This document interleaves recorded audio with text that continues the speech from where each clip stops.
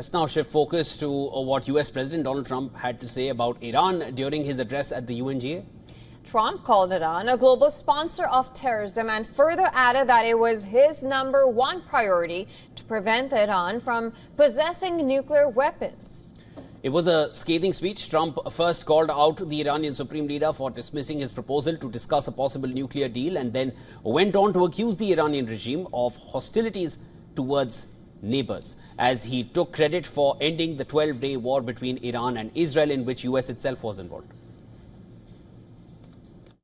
The world's #1 sponsor of terror can never be allowed to possess the most dangerous weapon. That's why shortly after taking office, I sent the so-called Supreme Leader a letter making a generous offer.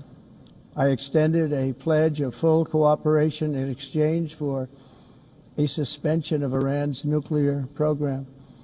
The regime's answer was to continue their constant threats to their neighbors and U.S. interests.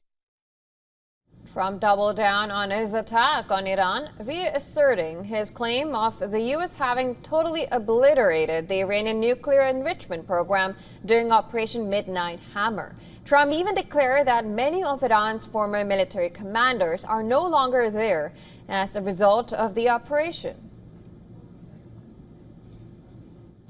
And 3 months ago, in Operation Midnight Hammer, 7 American B-2 bombers dropped the 14 30,000-pound each bombs on Iran's key nuclear facilities, totally obliterating everything. No other country on earth could have done what we did. Today, many of Iran's former military commanders, in fact, I can say almost all of them, are no longer with us. They're dead. Now, there was a response from the Iranian side. Supreme Leader of Iran, Ayatollah Ali Khamenei, stated that Iran would not yield to any kind of pressure to abandon its uranium enrichment. Khamenei also stated that entering talks under threats would amount to surrendering to pressure, something no honorable nation would accept. He further declared that negotiations with the United States are a dead end, reiterating that Iran does not need nuclear weapons and has no intention of producing them.